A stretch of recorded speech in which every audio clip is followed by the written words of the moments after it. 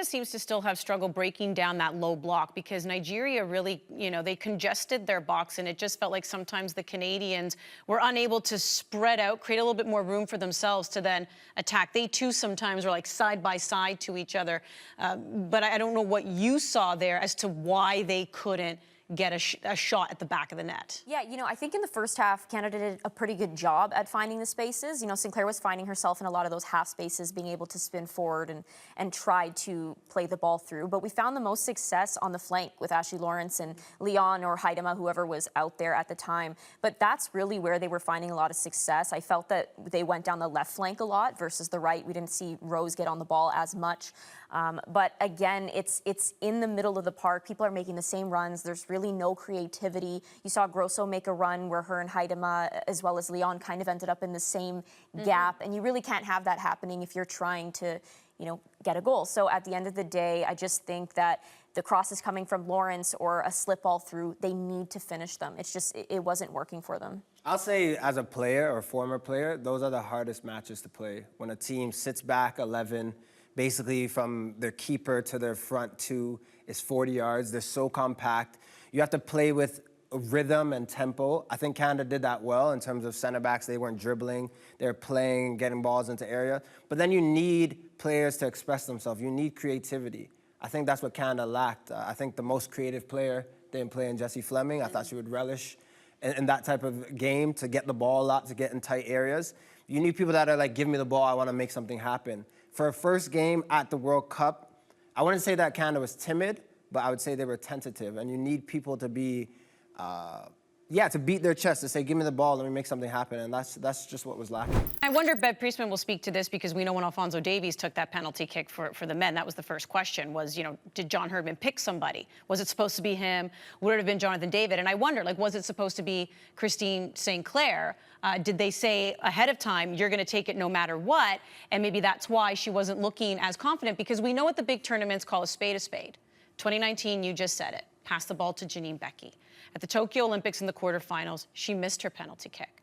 Gold medal game, she had been subbed out, so she wasn't part of it. I mean, this is somebody who has scored goals. This is somebody who has experience. But in recent times, she hasn't scored a penalty kick, I think, in the last couple of years. A couple of years ago was the last time, she scored, and that was in club play.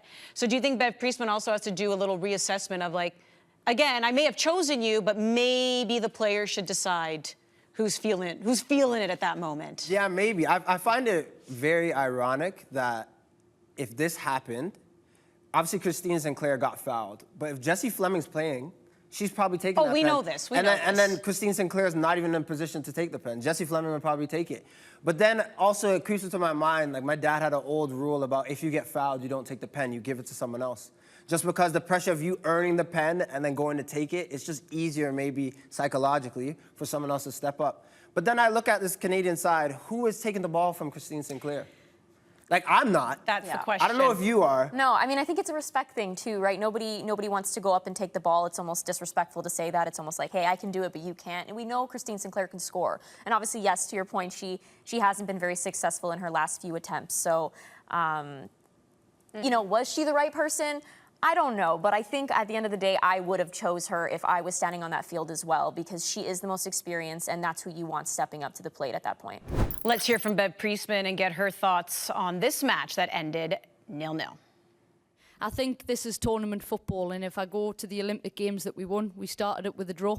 And so we've got to move on very quickly. You can get lost and be really down on that, and of course the team, and I'm devastated we didn't get 3 points, but at the end of the day we got 1 and we took 2 from another team. Christine Sinclair's scored many goals for this country, and I'm sure the fans, the team and everyone can forgive missing a penalty kick. I think penalty kicks are a 50-50 chance, and on this day Sink didn't score that, but knowing Sink, she has high standards and a bit of a perfectionist, but at the end of the day this team and this country love Christine Sinclair more than anything. And so they'll rally round her and we'll be on and have her ready for the next game. We've already mentioned her name, and that, of course, is Jessie Fleming. How much did her absence hurt? I think it's a huge absence. You know, Jessie Fleming is the playmaker of Canada. When you watch Jessie Fleming play, you know that her movement on the ball, movement off the ball, she is making things happen in the attack, and she was very much missed. There wasn't creativity that you typically see when she is on the pitch. So I definitely think she was very much missed for organization. She was missed for the attack. Just overall a big presence to not be in there. In 2019, Jessie Fleming played every minute in the World Cup. Every single minute. You know what that means to a player or a fan? That means that's your staple. That's someone that you can't do without. That's someone that you build your team around. Canada in this past game against Nigeria had 451 passes. But how many were penetrating passes? How many were ones between the lines? How many were that, ooh, this is a big pass to lead to a goal? Not too many, but Jessie Fleming's the catalyst. She's the player to do that for Canada. So she was a huge loss. I'm hoping that she could be back because I think the way Canada plays, they need someone like her to take the pressure off and to create for other players. Quality versus quantity, and we also know it's not just the penalty kicks where it's a given she'd be the one to take it, but she's the one who also takes corners. And Canada had a few of those, and she's very key even when it comes to set pieces. How much damage do you think, Jordan, this result does now for Canada in preparing for their final 2 matches? I think the group is wide open now. I think that every game, obviously when it's knockout football, every game matters, but I think even more so now. I think with Australia squeaking out a close game, but a close win, we'll get into it soon, but Ireland's going into this game saying, yeah, maybe we could take Canada. And then Canada, it's in a must-win situation. So you look at this match, you're thinking 1 point, it's not the worst because obviously Nigeria didn't score on Canada. But then the glaring issue is just how is Canada going to attack and where are the goals coming from moving forward? Yeah, I think this puts more pressure on them in the sense of, you know, we spoke about not wanting that Australia game to really have that much weight on where it is that they finish in the table. It would have been nice to see them walk away with 6 points from the first 2 games. Obviously, that didn't happen. They walked away with 1. So it does leave the group wide open, and I think anything's possible. We spoke about Nigeria possibly being a dark horse. They are a solid team, and, you know, I think now with that tie, anything can happen. Well, it kind of, and I know we love saying this, but it kind of puts them in a must-win situation, I would think, against Ireland, because the last thing you want to do, let's just say they even get a draw against Ireland. Well, now that Australia game, the host, it puts you in a definite, not only must-win, but maybe your fate not in your own hands. So already second game, you have a lot of pressure on you going up against Ireland. And I know that they are World Cup debutantes, but we saw that they did not look out of place against Australia. Welcome back inside our OneSoccer studio, and welcome back to the show, our contributor, goalkeeper, Rylee Foster. Rylee, what was your biggest takeaway from that game against Nigeria? Ooh. I think for me personally, it was a good place to start. I mean, tournament football, it's never pretty. You don't know what the other team's going to throw at you. They're going to try new things that you may have never seen before. So I think the one thing that's really important is we didn't concede.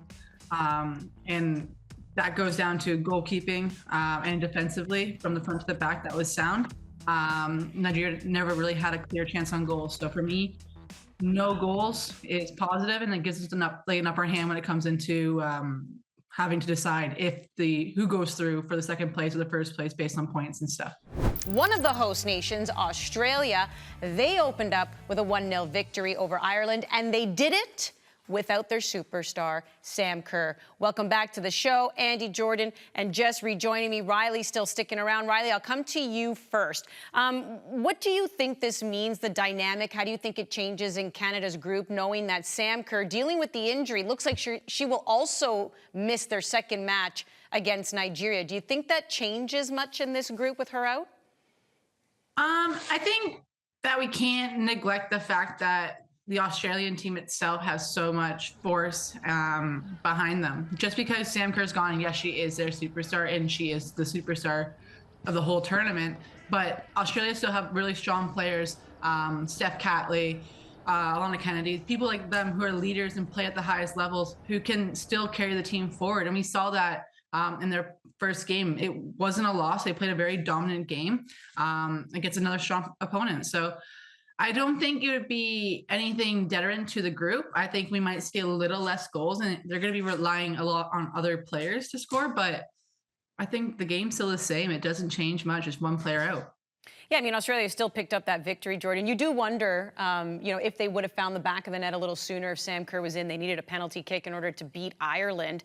But do you think that this is a team that can still get it done without her? And to Rylee's point, maybe we'll just see less goals in this group, much to the detriment of the fans. Yeah, and then there's just going to be a lot of parity. And I think when you get to the last match when Australia and Canada play, what could really tip the scales is those goals. And then you have everyone maybe tied in this group. I think for Australia, maybe someone like Mary Fowler, 20-year-old, plays at Manchester City, maybe for her stepping up and trying to fill roles that Sam Kerr does. She's the X factor, Sam Kerr. She's the one that could just do things on the pitch that no one else can. So she's a huge loss, but also with a calf injury, you know that maybe if it comes down to the last day and you need a big dog to step up, maybe she's playing at 70%, and Sam Kerr at 70% is better than most players at 100, to be honest. Yeah, Canada loves hearing that if Sam Kerr were to make a return, it would be against them, Jess. Yeah, of course. Of course she has to return against Canada. But honestly, to Rylee's point, they were very dominant in their first matchup, but they did lack that clinical touch in that final third. So Sam Kerr definitely is missed. I don't think, like Rylee and Jordan both said, I don't think it will completely throw off, the group, but I definitely think that Australia is much stronger with Sam Kerr in that lineup, and they will have to look to other people to kind of pick up that slack.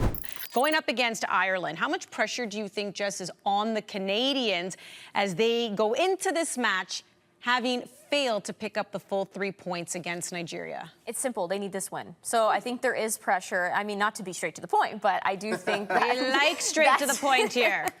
At the end of the day, they should have come away with the 3 points in the first match. This is a must win for them. You don't want to really leave all the pressure on that Australian match. So I do think the pressure is on. I think that they definitely have the capability to win this match if they play at their top form, but they definitely do need to find that footing still.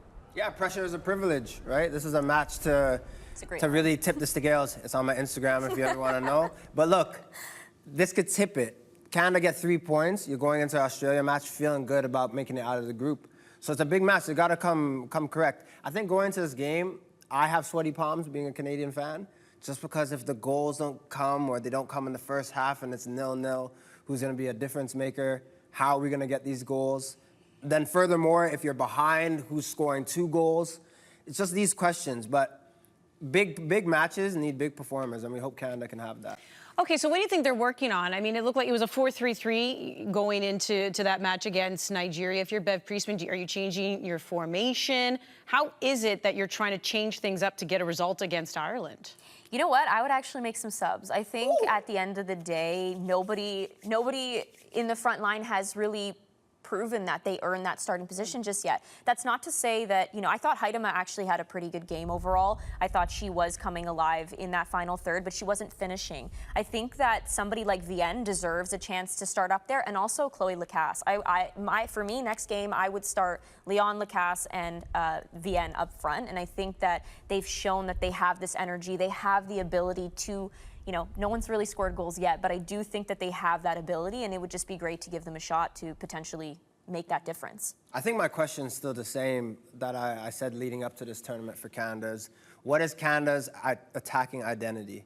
Like, what is it that they do best going forward? There's teams you could see that they get the ball wide, they get bodies into the box, they cross, they infiltrate the box, they get numbers in there, they try to finish. Or do they play between the lines? I don't think you could do that without a pivotal figure like Jessie Fleming.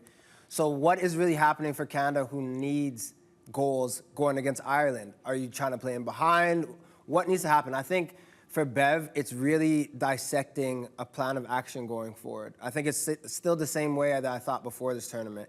It's just figuring out this is how we want to get product and live or die by that. If it works, it works. If it doesn't, it doesn't. But stick to that game plan and make sure it can happen. We've already mentioned her name, and that, of course, is Jessie Fleming. How much did her absence hurt? I think it's a huge absence. Jessie Fleming is the playmaker of Canada. When you watch Jessie Fleming play, you know that her movement on the ball, movement off the ball, she is making things happen in the attack, and she was very much missed. There wasn't creativity that you typically see when she is on the pitch. So I definitely think she was very much missed for organization. She was missed for the attack. Just overall a big presence to not be in there. In 2019, Jessie Fleming played every minute in the World Cup. Every single minute. You know what that means to a player or a fan? That means that's your staple. That's someone that you can't do without. That's someone that you build your team around. Canada in this past game against Nigeria had 451 passes. But how many were penetrating passes? How many were ones between the lines? How many were that, ooh, this is a big pass to lead to a goal? Not too many, but Jessie Fleming's the catalyst. She's the player to do that for Canada. So she was a huge loss. I'm hoping that she could be back because I think the way Canada plays, they need someone like her to take the pressure off and to create for other players. Quality versus quantity, and we also know it's not just the penalty kicks where it's a given she'd be the one to take it, but she's the one who also takes corners. And Canada had a few of those, and she's very key even when it comes to set pieces. Welcome now to the game show of Fill in the Blank. Let's have a little fun here. The Canada player who must step up to the plate against Ireland. I'm gonna pick a forward here. You know what? I'm gonna go with Heidema because I do think that she's gonna get that start again. So Heidema for me. Deanne Rose, she has 10 goals and 79 appearances, I believe. She's dangerous. I don't think she was her finished product, but if she's on the day, she can score a lot of goals. Got to find a way to get the ball, especially if she plays on the right side, get the ball to her. All right, other than your sweaty palms, but the biggest reason for Canada fans to feel optimistic right now is? The defender in me sticks out. There was a clean sheet against Nigeria. That's something to be proud of. Mm-hmm. Well, okay, you took mine, but it's fine. We're gonna go with, there's so many reasons. I think at the end of the day, Canada has proven in the past they are capable of winning, so I think you just sometimes have to go based on that. Well, I'm hoping I'm not speaking too soon, but I think optimistic is the fact that Ashley Lawrence got up and walked on her own after that challenge. My goodness. Canada's next penalty should be taken by? Defenders take phenomenal penalties, so I'm gonna say Buchanan. Khadija, I'm serious. Defenders put it down, step like six steps back, and smash it. They usually go in. Okay, you're going Khadija. Are you sticking with Christine? No, I'm going Julia Grosso. Oh, of course, you're the little finesse. Yeah, I love that. We love a midfielder. Okay. Of the 11 remaining games in the opening round of the group stage, the one you're most excited to watch is? I think it's unanimous, right? We all kind of agree? I think we all do. Say it, Trills? Yeah, I'm going to say it. France, Jamaica. Reggae girls, come on, Let's man. go. Come on. I can't wait to see. You know what? I think that's more of the group of death because Brazil's in that group as well. We're going to say goodbye to either Brazil, France, or Jamaica. I don't like that. Yeah, good teams going home, that's for sure. No, that's all right. We're gonna have a little bit of fun with this because our friends over at Fox, and it was very helpful. What we do love about the world of soccer, they're known for their nicknames, right? So this is highly entertaining. And when they put up the nicknames for all the countries, it was very noticeable that Canada, fourth from the top there on the left, had no official nickname. Now I always call them Les Rouges. I call both the men and the women Les Rouges, but I guess that's not official. So let's have a little bit of fun here. What official nickname would you give the men and the women? Because they typically are different. I'm not really sure what I would call them. I think that the no nickname thing is kind of cool. You stand out. I'm kind of rolling with it. Here come the no nicknames.